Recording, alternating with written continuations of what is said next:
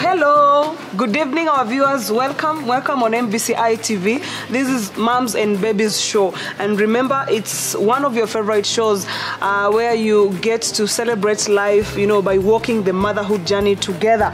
The last episode tulikuwa na expert hapa na alikuwa anatuelezea how labor, the experience when you're in labor and also the delivery process, and I know you learned a lot together with my friends here. And today, just like those other episodes, Pia, it is very, very interesting because we have an expert here who will be taking us through the danger signs, that is after delivery, and especially on you as the mother and even your baby. So stay tuned.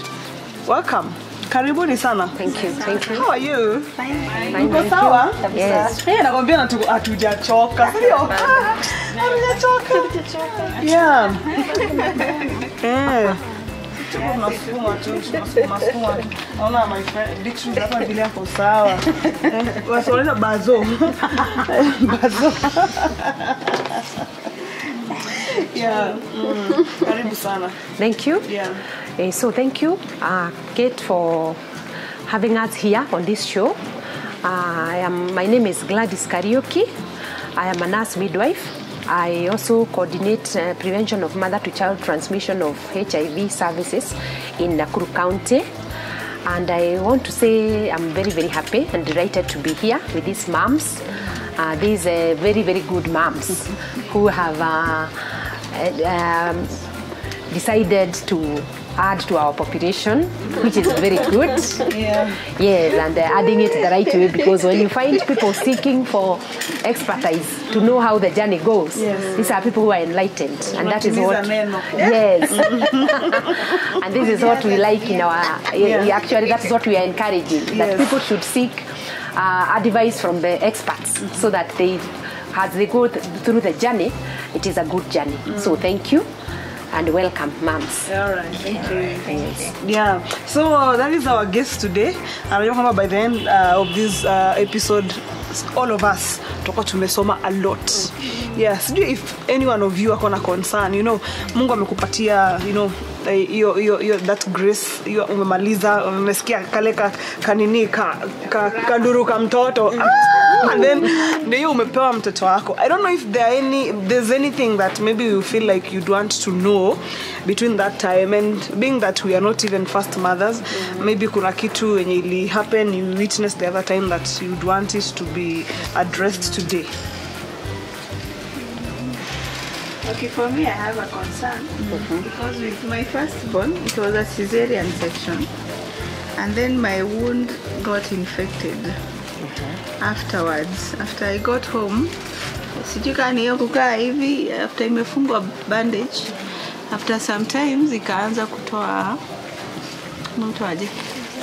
pus, na ikaanza kuuma tena, so I had to go back. And you see, it was my first time. So I didn't know ni vile nisikuangalia vizuri ama ilipata mama ufai kuoga ama unafaa ukae how long. I don't know what happened, but it took like 3 months again to ipone. So for me, I think it is always an issue. So when you umefanyiwa CS and then you have your bandage, most of us don't know how to take care of it. All right. Yeah, I think that's a good thing. Our expert to tackle it. Yeah. Yes. Do you have any concern? You okay? Sawa? Tusikie basi sasa. Welcome. So thank you very much. This is a good concern, and sorry for for what happened. There are things we call danger signs after delivery. What are these danger signs? These are things a mother should look for when you go home after you are discharged from the hospital with your baby. There are things which concerns the mother, and there are those things which you should look for in a baby. One, for the mother, if we can start with the mother. Yes. Like what our friend here has said. For a mother, we talk of you might have a headache. A headache can mean many things. A headache might mean your blood pressure might be high. A headache can also mean you are not sleeping well because you are stressed. So that is something you should look for, look out for, and go back to the hospital if you get such. A mother might also get, if the headache might be due to high blood pressure, the mother might also have something we call fits or conversions. I don't know whether you understand that. Unasikia kutingika hivi. Those are actually danger signs also. A mother might also have huoni vizuri. We call it blurred vision. Okay. Are we together? Blurred vision. It's because, especially when the blood pressure is high, and this one can occur immediately after delivery. In fact, for those mothers who deliver through normal delivery, you are discharged maybe after 24 hours. Yes. Or 48 hours. And mostly because of the congestion we have in the hospital, and these days because of the COVID, we don't want to keep mothers for long. Okay. You will find that we'll discharge you after 24 hours, but we tell you these danger signs are very important to look out for, because they can occur within 24 hours or after 24 hours. So now these are the danger signs that you should come back to the hospital immediately. Then we go to the breasts. This is for a mother now. The other thing is that the breasts might be full, or we call engorged. Why? Maybe the baby is not breastfeeding well. And so what happens? What do you mean? Engorged means maziwa inaganda kwa matiti. Imefura, matiti imefura sana.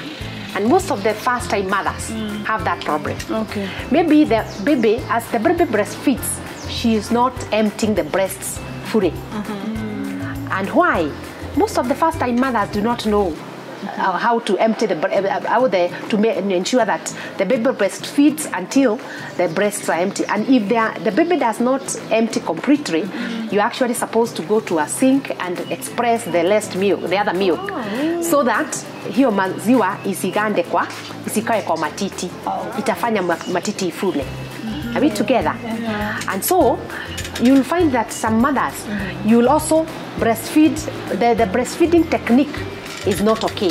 Why? Mama akipatia mtoto the nipple. You see the nipple? The head of the matiti. Instead of, the baby should not only hold the nipple. She should hold the nipple and the black part. We call it areola. The black part. You put it in. The baby should actually put the nipple and the black part in the mouth, so that the milk can come out well. If she only breastfeeds on the nipple, it is like mfereji bila maji. Mnaona huwezi kuweka kitu kwa mfereji ipate maji kama hujafungulia maji. Are we together? Yes. So when you hold the nipple alone, actually you'll also have another problem we call cracked nipples.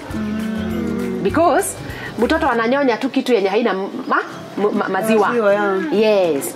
So you'll get cracked nipples, and that cracked nipple will now make, maziwa inaendelea kuganda tu. Kwa sababu mtoto alishika titi, lakini maziwa haitoki. So si maziwa inaendelea kufula.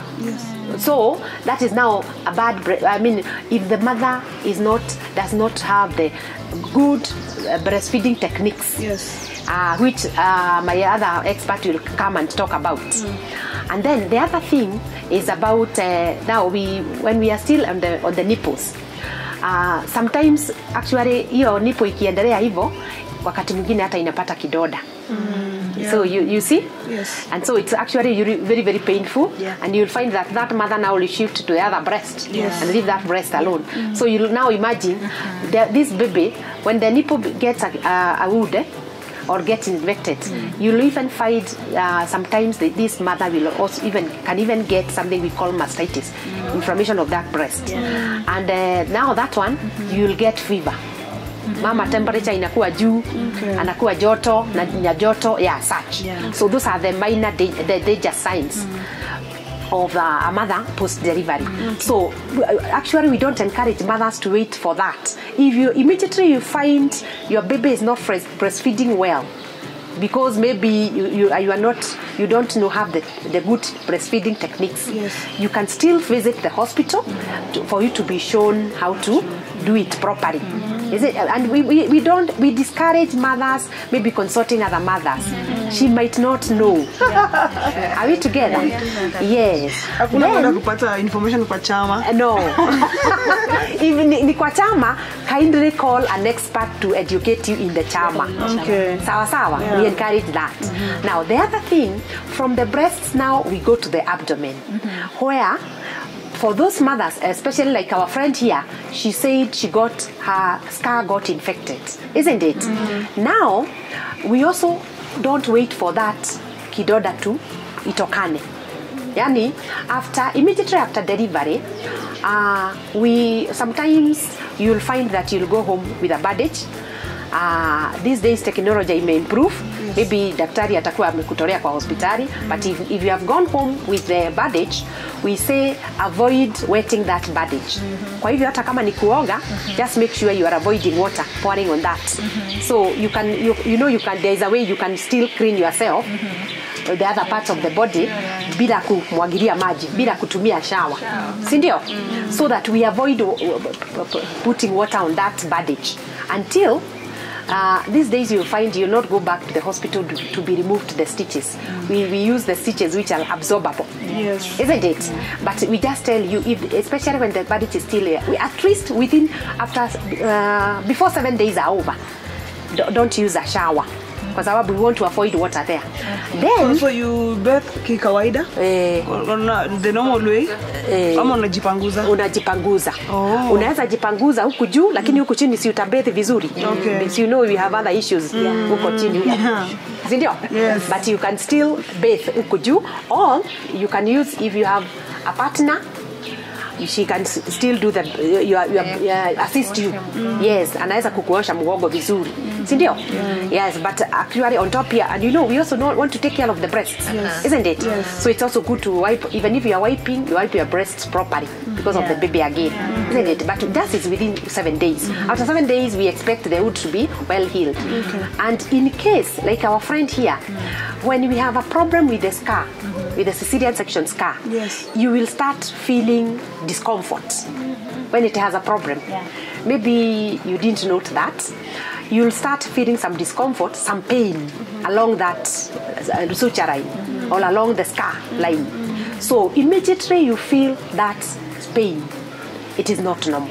So kindly go to the hospital immediately before it opens up.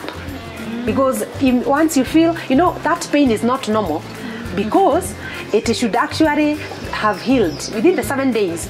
That pain is not supposed to be there, isn't it? Yes. But if it is there and you are feeling actually localized pain, that is around the scar line, please ensure you go back to the hospital, because there might be an issue. And maybe doctor will be able to look at you, and if it is antibiotics, she'll be able to give you antibiotics before the situation lands out of hand, isn't it? Yeah, so if you feel pain either from the inside or just along the suture line, please go back to the hospital. Those are now the danger signs of a mother who has been done cesarean section. Now from there again we go down to the vagina area. After you deliver, especially that person who has delivered normally, remember, some of the mothers will have been given something we call an episiotomy. Yani tuliongeza njia ya mtoto kutoka, tukakata kidogo, sindio? Bado inaongezwa. Kwa sababu tunataka mtoto atoke vizuri. So thoughts natural is enough. Naturally, some mothers are okay and they deliver well, but for others the baby might be big, na inabidi tuongeze kidogo so that tusiraruke. Na unajua sasa hii ya kuongeza sisi tutaongeza vile tutashona vizuri na itakuwa sawa sana. And for that case now we tell you to have saline seats. Are we together? I'm sure some of you might have been told that.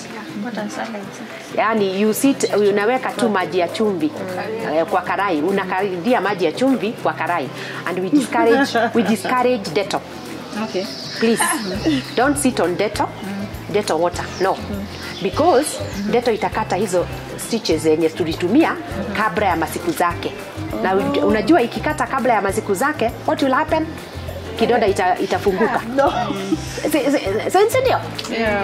So please just sit on the normal table salt. Just normal table salt, put in a karai with warm water, sit on it. Are we together? Yeah. And this means now we need you to have your own kalai. Yeah. Because of infection, eh? Yeah. Yes. After normal bathing, just sit on that for about 10 to 20 minutes. Na inakuwa sawa. 3 times a day. And after you go for a long call, we still encourage you to go back and sit on it. Now, the other thing about danger sign about now delivery again, if there is bleeding which is not normal, you have come from the hospital after discharge, there is profuse bleeding inakuwa mingi. You know, normal we say you can change a pad 3 to 4 times a day. Si unajua that is normal. Lakini kuna hii after every 20 minutes una change pad imejaa. Please, that is another danger sign. So go back to the hospital. Are we together? Yes. We are still continuing with danger signs of a mother. Okay. Isn't it? Yeah. And so we also tell you, please take good hygiene. Personal hygiene is very, very important after delivery. So because it avoids a lot of infections and a lot of issues. Now, we come to the, are we okay with the danger signs of a mother? Yeah, we maybe just a question on there's something you said on the breastfeeding, the danger signs when now the infection imetokea, maybe because of lack of techniques of breastfeeding. And then you said something that you have, as a mother, you have to make sure that mtoto amenyonya mpaka imeisha yote. So now how do I tell imeisha? Okay. And then now that means that I have to make sure imeisha kwa hii, then imeisha kwa hii for me, and if I don't, if it doesn't, I have to go and express. So how would I tell maziwa imeisha hapa sasa? And maybe just talk about just brush it. Yeah. So what you do, we say a mother should breastfeed on one breast for 15 to 20 minutes. One breast. That 15 to 20 minutes, it gives the baby time. Sometimes, I don't know whether you have seen, that's a topic I like. Well, you have seen when a baby is breastfeeding, anawacha matiti, anakuangalia. Are we together? Yes. So that is actually very good. That is the time you bond with your baby. And so, that is why we want to give this baby 15 to 20 minutes. Because you know that's a long time. So that's, and how do you know whether the baby has emptied the breast? That is your question. When you give 15 to 20 minutes, in fact, sometimes you will find that the baby atawacha matiti yeye mwenyewe akishiba. Are we together? Yeah. And depending on how much milk has been formed, najua hii ingine inaendelea tu, and please don't change. Make sure it is one breast 15 to 20 minutes without changing. Why? The fast milk, the mid milk, and the hide milk is very different in nutrients. Okay. That is why we are talking about 15 to 20 minutes, one breast. So that the baby can get the fore milk, that is the milk that comes out fast, it usually consists of a lot of water. And that is why we discourage mothers giving babies water. Okay. Actually, 60% of the breast milk is water. And God has made it in such a way that you quench the thirst of the baby fast. And that is why the fore milk is water. So that the baby can be quenched the thirst fast. Then after that, the mid milk, from one breast that is, and the hide milk is the one which consists of proteins, vitamins, carbohydrates, the other nutrients. Are we together? Yeah. So, and that is why we are insisting on emptying one breast first. Because if you breastfeed kidogo, hii ingine inaanzaga kufanya nini? Kumwaga. And many mothers said to change. You are breastfeeding water. Are we together? Yeah. And so that is why you find this baby will keep on crying because ulimpatia maji tu. Maji inashibisha kweli? So make sure you breastfeed one breast amalize yote. Na utaona amemaliza kwa sababu ataiachilia. Wakati mwingine ataiachilia sio kwa sababu ya kushiba. Pengine imeisha. Although normally if you are psychologically stable, maziwa inatoka tu na inatengenezwa tu na umekula vizuri, inatengenezwa tu. So you'll find mtoto ataiachilia na wewe mwenyewe utaona. Unajua sasa most of the times akiachilia hata utaona tu inaendelea kumwaga. Meaning yeye mwenyewe ndio ameshiba. Sawa sawa. Na wakati huo sasa utarudi umwekelee hapa juu. Kuna katoto my friend will show and then utamsugua kwa mgongo ndio katoe hewa. Sawa sawa. If kama hajashiba ndio utaingia sasa kwa hii matiti nyingine. Aendelee. Are we together? Utaona kitu ya kwanza ataiachilia yeye mwenyewe ama ataendelea hata akimtoka kwa hii utaona anayani kupata more milk. Si utamweka kwa hii. Ukiona hii sasa pengine in fact the breast itself will have emptied, utaona tu wewe kama mama, and that is when now you go to the sink kama imeshiba amerara. Most of the times you'll find akimasha maliza hiyo amerara. Kama hajashiba utaendelea na hii na ukimweka kwa hii na akiwa ameshiba in fact hatataka, si ndio? So make sure you go to the sink and empty the second one because it will engorge yani itafula. Also you can't leave it umnyonyeshe baadaye akiamka. Okay. Please go to the sink. By the way, this is a good question. Don't fear that utai express kwa sink na iishe. Maziwa inaisha. That's what we tend to know, to think, isn't it? Yes. No. Anytime you put the baby on the breast, there is unaona vile computer ukiwacha, alafu that is how the brain is tuned. That umeweka mtoto kwa matiti. Akili inaambiwa toa maziwa, kuna mtu anahitaji kunyonya. Sawa sawa. So that is the way. And for working mothers, can you now express that in store? Yes. Okay. That is very good. That's a good question.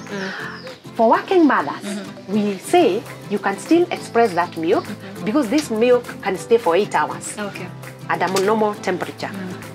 And you can express as long as you preserve it in a clean container.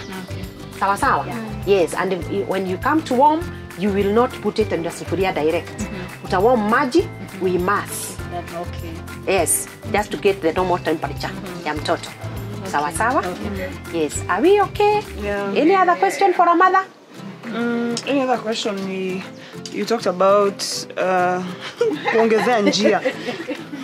May I have a question there because I have never experienced that because the first baby alitoka tu vizuri and I was told I'm okay. So does it mean that that the baby who came out normally without nyinyi kuongezea njia alikuwa low birth weight? Thank you. No. It does not mean that the baby mwenye alitoka tu vizuri na hukuongezwa njia alikuwa low birth weight. No, it depends. There are mothers whose hiyo njia inakuwa sawa tu ni kubwa. Na you know somehow it is elastic. Are we together? Inaongezeka tu. Depending on even you yourself, there are some exercises some mothers are taught during antenatal period. Yani wakati mmekuwa mkienda clinic. I don't know whether you have gone through some exercises. And those exercises relaxes that pelvic region, that area. In such a way that wakati mwingine you might not even need that what I call an episiotomy. Kuongezwa hiyo njia kwa layman's language. Other times njia tu normally Mungu amekupea tu njia mzuri yako ni kubwa. And mtoto is big. Even a 3 kg baby. Atatoka tu. Wengine atatoka tu vizuri. Lakini wengine it becomes very tight. It is tight in such a way that tukigoja mtoto atoke atakurarua. Na sasa we avoid that kurarua. Kwa sababu it will be ragged. Si mnaona? Na ikiwa sasa ragged kuishona itakuwa shida. And it can also bring some bleeding. And so that is why we discourage the midwife who is assisting you or the doctor who is assisting you will be able to assess in good time. Do I need to cut a bit? And that is cutting professionally. Or can I support? There is a way we support that perineum, and the baby comes out very well, even without cutting. And that's the reason why we encourage all mothers to deliver in the hospital. Because I'm able to assess, the doctor is able to assess and know this baby will come out well. Are we together? Yeah. Hii jia ni kubwa mzuri. Hii jia tutaongeza kidogo. Yes. All right. Yes. I have another question. Yes. See, we've been told, and I think that is how it is, kwamba mtoto akizaliwa anakuja na kichwa. So mkimwona kama daktari ya migundo zimekuja, is it a danger sign? Now, in fact, that's a good question. Thank you, Kate. Normally, if you have been going to the clinic after 36 weeks, are we together? Yeah. Those are how many months? The 8th month. The 8th month. If you have been going to a clinic and you've been assessed by a midwife or a doctor, we are able to know, because after 8 months, this baby, the position will not change. Are we together? So we are able to say, this baby atakuja na miguu. Are we together? Yeah. And so these days, it is a danger sign as you have asked, and so we don't encourage this mother delivering normally. We encourage that this mother, we prepare her for a cesarean section, just to be sure that the mother is safe and the baby is safe. Are we together? Yes. Yes. But sometimes you'll find a mother coming to the hospital, miguu tayari imetoka. Are we together? Yeah. So we shall still, we are equipped enough with knowledge and skills to deliver such a mother as a midwife or a doctor. Alafu atakuwa tu sawa. Atakuwa sawa. Anakuwa tu sawa. Although we don't encourage, because that delivery becomes delayed a bit. Si munaona?